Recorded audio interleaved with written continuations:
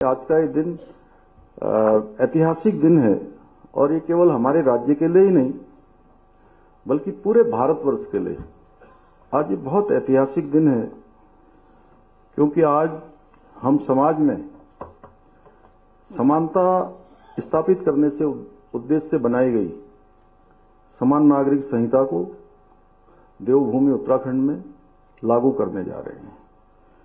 और आपने मुझे कहा कि मैं निश्चित रूप से ये मेरा प्रयास है, मेरे साथ हमारे सभी साथियों का प्रयास है, हमारे सभी विधायकों का भी प्रयास है। उन्होंने भी इस विधेयक को बनाने में अपना योगदान दिया और उससे बड़ी बात कि आप सब लोगों ने ड्राफ्ट बनाने में बड़ा काम किया। 2,35,000 से भी ज्यादा लोगों को आप लोगों ने किसी न किसी माध्यम से इससे जोड़ा और सभी प्रकार के संगठनों से, राजनीतिक दलों के लोगों से, सबसे आपने सबके सुझाव लिए। लेकिन सही में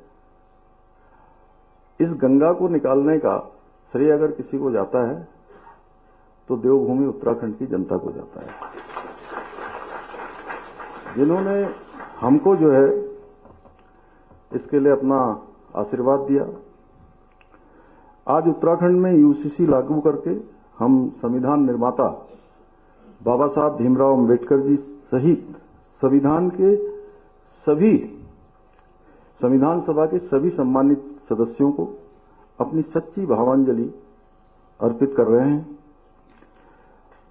आप सभी मीडिया के साथियों के माध्यम से मुझे अपने 1.25 करोड़ उत्तराखंड वासियों के समक्ष ये घोषणा करते हुए आज अत्यंत हर्ष और गर्व की अनुभूति हो रही है। और मैं सच में आज थोड़ी देर पहले तो मैं ऐसा नहीं सोच रहा था, लेकिन मैं शत्रुघ्न सिंह जी और राधा रतूड़ी जी जब बोल रही थी उसके बाद सच में मैं थोड़ा भावुक भी हो रहा हूं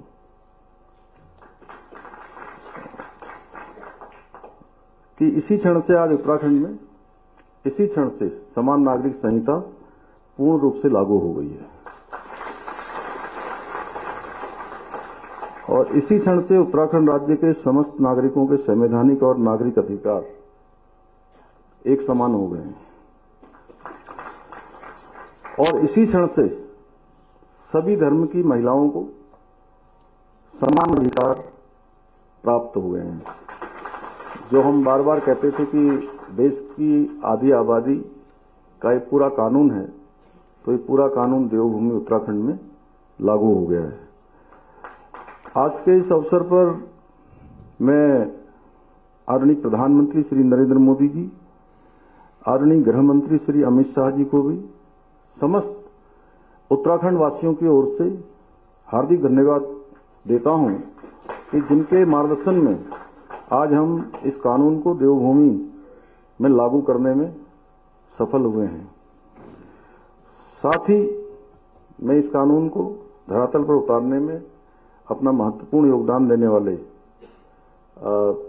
मैंने शत्रुघ्न सिंह जी का और मनु जी का और सुरेखा जी का, अजय मिश्रा जी का, आपका तो मैंने यहां से नाम किया ही था, लेकिन अभी रंजना प्रकाश देसाई जी, तो जिनको मैं बहुत आदरपूर्वक कभी दीदी भी कहता था, मुझे बहुत बार ऐसा हुआ शुरुआत के दिनों में जब वो मतलब नया नया जब परिचय हुआ था, उनका भी और जस्टिस प्रमोद कोहली जी का भी विशेष रूप से उनका धन्यवाद करता हूं। आप पूरी कमेटी का धन्यवाद करता हूं।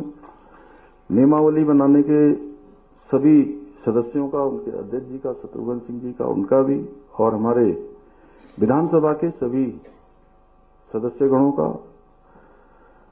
और न्याय एवं विधायी विभाग से संबंधित सभी अधिकारीगणों का, गृह विभाग, पुलिस विभाग, हमारे सभी विभाग जिनका अभी शत्रुघ्न सिंह जी ने नाम लिया, आईटी विभाग के लोग हैं, कौन कौन से हैं शैलेश जी, और आईटीडीटी और सभी विभागों ने और सभी कार्मिकों ने, गार्गी जी का नाम लिया, उनका लिया, नितिका जी का लिया, राम उनियाल जी का लिया, तो और कोई है? हाँ, उन सभी का और सभी संबंधित अधिकारीगणों का, हमारे सभी कार्मिकों का मैं धन्यवाद देता हूं। और ये क्षण मेरे लिए आज सच में बहुत भावनात्मक क्षण है, क्योंकि जो हमने संकल्प लिया था 2022 के विधानसभा चुनाव में अपने प्रदेश के देवतुल्य नागरिकों से जो हमने वायदा किया था, आज हम वो वादा पूरा कर रहे हैं। और सच में तब मैं नया इस दायित्व पर आया था, नया मुख्यमंत्री की मैंने शपथ ली थी और 7 महीनों में ही हमको चुनाव में जाना था। उस समय बहुत सारे लोग ये विश्वास नहीं कर रहे थे कि दोबारा से मतलब इस काम को हम आगे बढ़ा पाएंगे या दोबारा सरकार में आएंगे। पर चुनाव से पहले हमने यूसीसी लागू करने का वायदा करते समय मुझे पूरा विश्वास था, और मेरे मन में मेरे कई साथी हैं जो यहां पर बैठे भी हैं, हमारे वरिष्ठ अधिकारीगण भी हैं, वो हमारे मित्रों की श्रेणी में भी हैं, तो वो बाद में भी मुझे कहते हैं आज भी कि आपके मन में 1% का भी कोई संशय नहीं था कि दोबारा सरकार में आप नहीं आओगे। लेकिन उस समय बहुत सारे लोग नहीं सोचते थे। दीपम जी, आप यहां नहीं थे उस समय।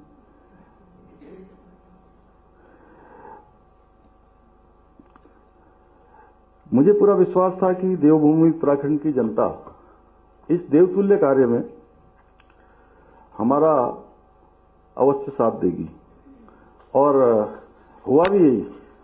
उत्तराखंड में पहली बार राज्य स्थापना के 22 सालों के बाद पहली बार जो सरकार थी, दोबारा वो सरकार आ गई। ये राज्य के अंदर एक राज्य में मिथक बना हुआ था। पहले एक परिपाटी थी कि हर बार सरकार बदल जाती है। क्यों रणबीर जी, आप तो मेरे साथ DIPR के डायरेक्टर थे उस समय, आपसे बेहतर कोई नहीं जान सकता है। थोड़ा हास्य विनोद भी हो जाए, क्योंकि आपकी बातें सुन के थोड़ा लोग जो है अभी हाँ नहीं, लास्ट में तो आपने उसको सरल बना दिया, जो सरलीकरण हमारा मंत्र है। लेकिन शुरुआत में थोड़ा सा मुझे लगता है कि दिमाग में जोर पड़ा होगा थोड़ा। मैं गलत तो नहीं कह रहा हूं? क्यों मुन्ना भाई साहब, आप तो बहुत हमारे संविधान के वो हैं। तो और हमने दोबारा जैसे ही हम सरकार में आए, उसके पहले दिन से ही, क्योंकि हमने ये संकल्प लिया था हमारे प्रधानमंत्री आदरणीय मोदी जी के नेतृत्व में, जब हम उस चुनाव में गए थे, तो हमने कहा था कि नई सरकार के गठन होते ही हम सबसे पहला एक काम करेंगे, हम देवभूमि उत्तराखंड में समान नागरिक संहिता लागू करने के लिए पहले दिन से काम करेंगे और पहला निर्णय हम वही लेंगे। और हमने पहला निर्णय वही किया था। हमने अपना काम प्रारंभ कर दिया और आज वो दिन आ गया, आ ही गया। लगभग 3 साल हो गए। मुझे याद है कि 12 फरवरी 2022 को मैंने ये संकल्प देवभूमि उत्तराखंड की जनता के सामने रखा था, और लगभग 3 साल होने को है। और वो दिन आज, उस दिन की जो प्रतीक्षा थी, वो प्रतीक्षा हमारी पूरी हुई, जिसका हमें बेसब्री से इंतजार था।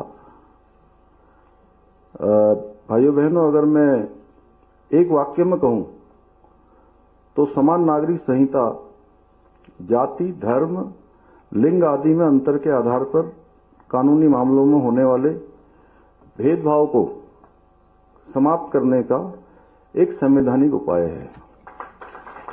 इसके द्वारा सभी नागरिकों को समान अधिकार देने का प्रयास किया गया है।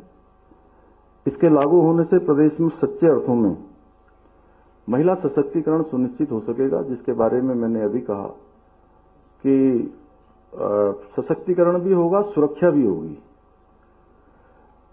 लागू होने से प्रदेश में सच्चे अर्थों में महिला सशक्तिकरण सुनिश्चित हो सकेगा, जिसके बारे में मैंने अभी कहा कि सशक्तिकरण भी होगा, सुरक्षा भी होगी। इसके द्वारा जो कुछ कुरीतियां हैं, अब हलाला, इद्दत, बहुविवाह, बाल विवाह, 3 तलाक आदि जो कुप्रथाएं हैं, उन पर पूरी तरह से रोक लगाई जा सकेगी। हमारे मीडिया के मित्र, मुझे बीच में मैं दिल्ली के चुनाव में था तो वहां मुझसे मिलने आए थे, तो कुछ लोगों ने मुझसे प्रश्न किया था ऑन कैमरा कि आपने इसमें से जनजातियों को अलग कर दिया है, तो ये समान नागरिक संहिता कैसे है? अब मैं थोड़ा टेक्निकल भी हो गया आप लोगों के साथ, बहुत ज्यादा नहीं, लेकिन फिर भी, क्योंकि आप लोगों को तो लिखना पढ़ना होता है और सब बनाना होता है, वो फेस तो हम ही लोगों को करना होता है, जवाब हमको ही देना होता है। तो हमने संविधान के अनुच्छेद 342 के अंतर्गत वर्णित हमारी अनुसूचित जनजातियों को इस संहिता से बाहर रखा है, जिससे कि उन जनजातियों का और उनके रीति रिवाजों का संरक्षण किया जा सके। और वैसे हमारी ड्राफ्ट कमेटी जब उनके पास गई थी तो उन्होंने कहा था उस समय कि हमारी जो पहले इस प्रकार की जो भी बातें थी, अब हम उस तरह से नहीं है मतलब, लेकिन फिर भी अगर हमको कुछ समय दे दिया जाए तो भारत के संविधान में जो विशेष उनको प्रिविलेज मिला हुआ है, उसी के अनुरूप ये ड्राफ्ट बनाते समय ड्राफ्ट कमेटी ने उसका ड्राफ्ट में उन सभी प्रावधानों को किया है। भाइयों बहनों, आज के इस अवसर पर मैं पुनः स्पष्ट करना चाहूंगा कि समान नागरिक संहिता किसी भी धर्म या पंथ के खिलाफ नहीं है। बार बार ये बात भी आती है कि साहब, क्यों सादाब शमसी जी, बार बार ये बात आती है कि जो है ये किसी को टारगेट किया जा रहा है। ये किसी को टारगेट करने जैसी कोई बात नहीं है। ये समाज की जो कुप्रथाएं हैं उनको मिटाकर सभी नागरिकों को समानता से समरसता स्थापित करने का एक कानूनी प्रयास है, और इस कानून के माध्यम से किसी भी धर्म की मूल मान्यताओं और प्रथाओं को नहीं बदला गया है, केवल कुप्रथाओं को दूर किया गया है। यही कारण है कि विश्व के प्रमुख मुस्लिम देशों में सहित दुनिया के सभी सभ्य देशों में पहले से ही समान नागरिक संहिता लागू है। ये शायद कम लोगों को जानकारी होगी। काजमी साहब, आप बहुत बोलते हो हमारी तरफ से टीवी में ना, आप लोग सब इनको सुनते होंगे। काजमी साहब को, मुफ्ती मोहम्मद कासमी साहब हैं ये हमारे, तो ये आपको बार बार पक्ष रखना पड़ता है, सादाब जी को रखना पड़ता है, अन्य लोगों को रखना पड़ता है। तो ये पूरे मुस्लिम देशों सहित दुनिया के अधिकांश देशों में ये संहिता लागू है।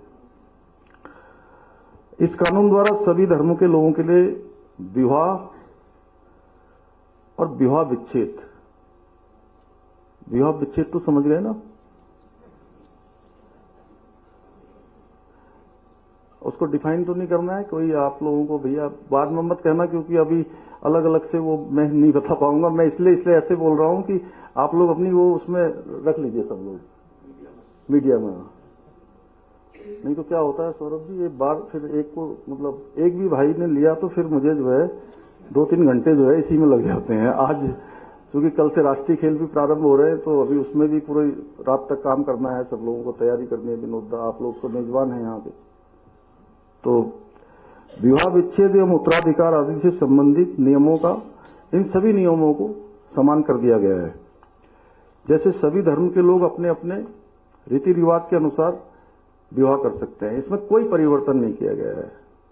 कोई कह दे कि साहब जो है हम आनंद कारज करते हैं, हमारे मान साहब बैठे कहाँ गए हो हैं, तो आनंद कारज में कोई बदलाव नहीं, बल्कि आनंद कारज लागू किया है हमने। तो इसमें ये पहले जो है विदेश जाते समय बड़ी परेशानी होती थी। उधम सिंह नगर में बहुत लोग परेशान रहते थे, क्योंकि मैं वहां बचपन से रहा हूं उन सबके बीच में, तो वो सरल कर दिया। कोई अगर निकाह करता है तो निकाह किसी का रोका नहीं गया जी, जैसे पहले करते थे वैसे ही अब भी करेंगे। क्यों मनु जी, यही है ना, जैसे पहले था वैसे ही रहेगा। और जो 7 फेरे लेते हैं, जो पवित्र बंधन, वो भी चलता रहेगा, उसमें कहीं कोई वो नहीं है। और जो मैरिज होती है, कहाँ पर वो लोग चर्च में होती है वो भी वैसे ही है, उसमें कोई लेकिन सभी धर्मों में एक चीज ये जरूर की गई है कि सभी धर्मों में विवाह की जो न्यूनतम आयु है, लड़कों के लिए 21 वर्ष और लड़कियों के लिए 18 वर्ष अनिवार्य कर दी गई है। मतलब 18 वर्ष से पहले नहीं कर सकते। वहीं दूसरी ओर सभी धर्मों में पति पत्नी को विवाह विच्छेद के पश्चात समान अधिकार देने के साथ ही पति या पत्नी के जीवित रहते हुए दूसरे विवाह को पूर्णतः प्रतिबंधित कर दिया गया है। भाइयों बहनों, समान नागरिक संहिता में संपत्ति के बंटवारे और बाल अधिकारों के विषय में भी स्पष्ट कानून बनाए गए हैं। इन कानूनों के अंतर्गत सभी धर्म और समुदाय में बेटी को भी संपत्ति में समान अधिकार प्रदान कर दिए गए हैं। इसके साथ ही संपत्ति के अधिकार में बच्चों में क्या कोई दिक्कत है? इसके साथ ही संपत्ति के अधिकार में बच्चों में भी किसी प्रकार का भेद नहीं किया गया है। अर्थात प्राकृतिक संबंधों के आधार पर जन्मे, सहायक विधियों द्वारा जन्मे या लिव इन रिलेशनशिप आदि संबंधों द्वारा जन्मे बच्चों को भी संपत्ति में बराबर अधिकार माना जाएगा। वहीं दूसरी ओर किसी भी व्यक्ति की मृत्यु होने के पश्चात उसकी संपत्ति को लेकर परिवार के सदस्यों के बीच किसी प्रकार के मतभेद की स्थिति उत्पन्न न हो, इसके लिए मृतक की संपत्ति पर उसकी पत्नी, बच्चों एवं माता पिता को भी समान अधिकार प्रदान किया गया है। भाइयों बहनों, वर्तमान समय को देखते हुए युवक और युवतियों की सुरक्षा सुनिश्चित करने एवं युवाओं को सामाजिक समस्याओं से बचाने के उद्देश्य से इस कानून में लिव इन रिलेशनशिप के लिए पंजीकरण अनिवार्य किया गया है। पंजीकरण कराने वाले युगल की सूचना रजिस्ट्रार उनके माता पिता या अभिभावक को देगा। ये जानकारी पूर्णतः गोपनीय रखी जाएगी। इसके साथ ही लिव इन के दौरान जन्मे बच्चों को भी उस युगल का बच्चा ही माना जाएगा और उस बच्चे को जैविक संतान के समान समस्त अधिकार प्राप्त होंगे। इसके साथ ही इस कानून के माध्यम से जन्म एवं मृत्यु के पंजीकरण की भांति विवाह और विवाह विच्छेद दोनों का पंजीकरण भी किया जा सकेगा। हाँ, एक बात हमारे में मीडिया के मित्र बार बार ये एक प्रश्न और करते हैं कि ये लिव इन रिलेशनशिप में आपने उनके बेडरूम तक चले गए हैं, आपने उनकी निजता को समाप्त किया है। मैं बताना चाहता हूं कि हमारा उद्देश्य बिल्कुल भी किसी की निजता को समाप्त करना नहीं है। हमारा उद्देश्य केवल और केवल उनके जीवन की सुरक्षा सबसे पहली प्राथमिकता है। क्योंकि जब लिव इन रिलेशनशिप में जब वो रहते हैं तो बहुत आपस में उनका अच्छा संबंध होता है, लेकिन साथ में रहते हुए कई बार संबंध खराब हो जाते हैं और संबंध खराब होने के बाद मारपीट होती है, हिंसक घटनाएं होती हैं और बहुत बार इसमें हत्याएं भी हुई हैं। आप सबको दिल्ली का एक 2022 का एक केस हुआ था, श्रद्धा वालकर और आफ्ताब, जिसमें 300 लीटर के फ्रिज में श्रद्धा वालकर को काट के उसको डाल दिया गया था। इसलिए हमारा यह भी उद्देश्य है कि अब कोई भी श्रद्धा वालकर जैसी किसी भी बेटी के साथ, किसी भी बहन के साथ कोई आफ्ताब इस प्रकार की हैवानियत न कर सके। इसलिए हमने ये सब प्रावधान किए हैं और हमारी सरकार के सरलीकरण के मंत्र के अनुरूप ये पंजीकरण एक वेब पोर्टल के माध्यम से भी अब आगे किया जा सकेगा। हमने समान नागरिक संहिता लागू करने के साथ ही इसके क्रियान्वयन हेतु एक प्रभावी एवं स्पष्ट नियमावली को भी लागू किया है और इस नियमावली के माध्यम से ये सुनिश्चित करने का प्रयास किया गया है कि किसी भी नागरिक को अपना रजिस्ट्रेशन करवाने में कोई समस्या ना आए। भाइयों बहनों, मुझे इस बात का भी आज गर्व है कि जनसंघ के समय से, देश की आजादी के बाद से ही हमारी पार्टी ने जितने भी वैचारिक संकल्प रखे थे देश के समक्ष, वो चाहे कश्मीर से धारा 370 समाप्त करना हो, 3 तलाक समाप्त करना हो, सीए का कानून लागू करना हो या भगवान राम की जन्मभूमि अयोध्या में भव्य और दिव्य मंदिर बनवाना हो। आदरणीय प्रधानमंत्री श्री नरेंद्र मोदी जी के नेतृत्व में हम उन सभी संकल्पों को पूर्ण करने में सफल हुए हैं और केवल एक समान नागरिक संहिता का संकल्प बचा था, जिसे आज हमने उत्तराखंड में लागू करके इस संकल्प को पूर्ण करने की दिशा में भी अपने कदम बढ़ा दिए हैं। मैं आज के इस अवसर पर यह भी घोषणा करना चाहता हूं कि उत्तराखंड में अब 27 जनवरी का दिन समान नागरिक संहिता दिवस के रूप में मनाया जाएगा। भाइयों बहनों, जिस प्रकार से पतित पावनी मां गंगा देवभूमि उत्तराखंड से निकलकर पूरे देश भारत को अपने पवित्र जल से अभिषेचित करती है, जल और जीवन देने का काम करती है, उसी प्रकार से ये उत्तराखंड से निकलने वाली समान नागरिक संहिता की गंगा भी, ये समृद्ध धारा देश के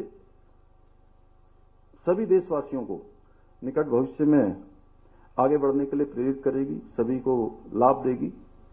इन्हीं शब्दों के साथ एक बार फिर से मैं आदरणीय प्रधानमंत्री जी का और आदरणीय गृह मंत्री जी का हृदय से धन्यवाद करते हुए, आप सबका इतनी बड़ी संख्या में आप सब आए, आप सब लोगों ने भाग लिया और ध्यान से सारी बातों को सुना है, आपके माध्यम से जन जन तक जाएंगी। और मैंने आज ये भी कहा है कि राज्य के अंदर मुख्य सचिव महोदया बैठी हैं, राज्य के अंदर इसमें वाद विवाद की प्रतियोगिताएं हों, हमारे विश्वविद्यालय, विद्यालय, सभी जगह हमारा पुलिस डिपार्टमेंट, चूंकि डीजीपी साहब को मैंने बताया है कि वो भी इसमें इनिशिएटिव लेके सबको जो है बताएंगे कि आखिर चूंकि क्या है कि अब आज लागू हुआ है तो निश्चित रूप से सबको इसका लाभ मिलना है, अंततः जन जन का ये कानून बनना है, तो इसलिए हमको इस प्रकार के इनिशिएटिव भी लेने होंगे।